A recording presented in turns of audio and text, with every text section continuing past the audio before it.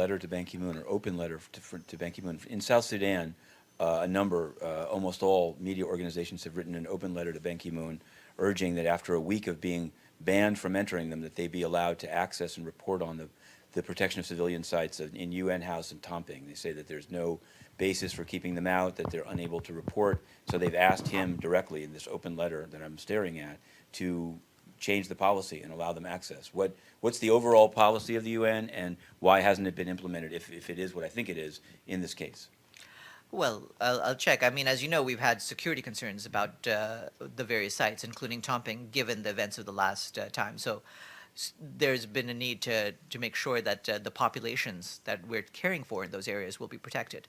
Beyond that, I'll check if there's any other thing. I mean, even in other circumstances, the UN it sees the benefit of having reporting of even of dangerous situations. People they know that it's dangerous. They want to report on it. Certainly, and we try to open up sites as quickly as we can, but we try to do that with respect for the security concerns. And as you know, the last week and a half has been a fairly exceptional circumstance in that regard.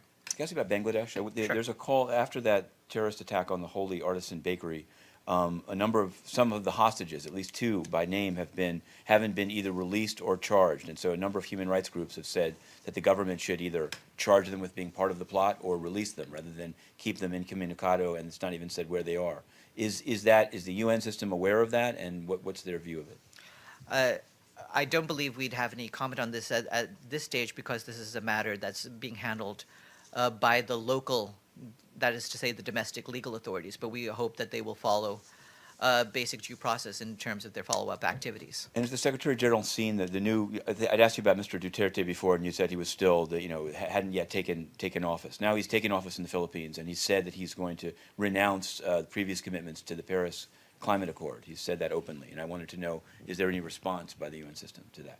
We certainly hope and expect that all countries will take their commitments made in Paris seriously, and we want all of them to sign on to this climate change agreement for the benefit of each individual country and for the world as a whole. Now let me get to our guests.